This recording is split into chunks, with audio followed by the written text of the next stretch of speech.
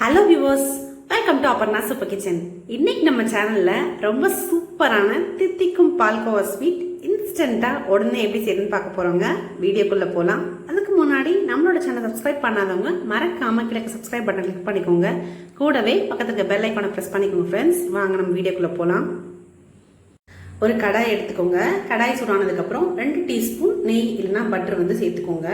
இது உருகுனதுக்கு அப்புறமா தான் நம்ம மற்ற இன்கிரிடியன்ஸ்லாம் ஆட் பண்ண போகிறோம். இது ரொம்ப ஈஸியான ரெசிபிங்க. நம்ம இன்ஸ்டண்ட்டாக யாராவது கெஸ்ட் வராங்க அப்படின்னு வச்சுக்கோங்களேன், டக்குன்னு இந்த பால்கோவா ஸ்வீட்டை ரொம்ப சுலபமாக 5 மினிட்ஸ்க்குள்ளே செஞ்சு முடிச்சிடலாங்க.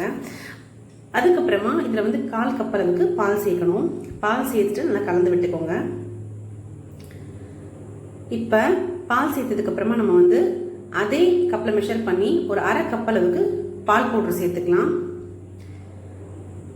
பால் பவுடர் சேர்த்ததுக்கப்புறம் இதை மிக்ஸ் பண்ணி விட்டிங்கன்னா டக்குன்னு கெட்டி ஆகிடும். அதுக்கப்புறம் 1/2 கப் அளவுக்கு எனக்கு சர்க்கரை சேர்த்துருக்கேன். உங்களுக்கு வேணால் கொஞ்சம் கம்மியாக கூட சேர்த்துக்குங்க.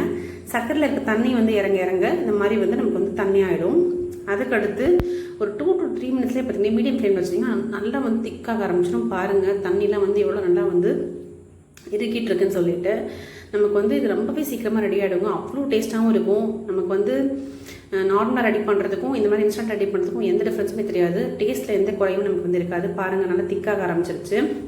இப்போ பார்த்தீங்க அப்படின்னா சட்டியில் நான் ஒட்டாமல் இந்த மாதிரி வந்துருச்சு அப்படின்னா நம்ம அடுப்பை ஆஃப் பண்ணிடலாங்க. ஆஃப் பண்ணிவிட்டு ஒரு பாத்திரம் எடுத்து எல்லா பக்கமும் எண்ணெய் இல்லைன்னா பட்டர் நெய் எதுனாலும் நம்ம தேய்ச்சிக்கலாம்.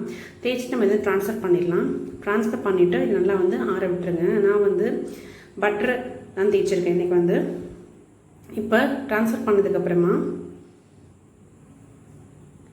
நம்ம நைஃப் வச்சு ஸ்லைஸ் போட ஆரம்பிச்சிடலாங்க. இது ரொம்ப டேஸ்டான பால்கோவா.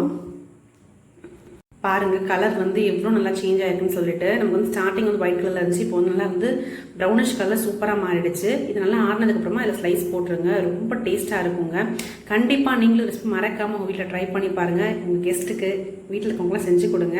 உங்களுக்கு இந்த வீடியோ பிடிச்சிருந்தது அப்படின்னா லைக் பண்ணுங்கள், கமெண்ட் பண்ணுங்கள், ஷேர் பண்ணுங்கள். மறக்காமல் எங்களோட சேனல் சப்ஸ்கிரைப் பண்ணுங்கள். உங்களோட ஆதரவை எப்பயும் போல் எங்களுக்கு கொடுத்துட்டே இருங்க. தேங்க்யூ.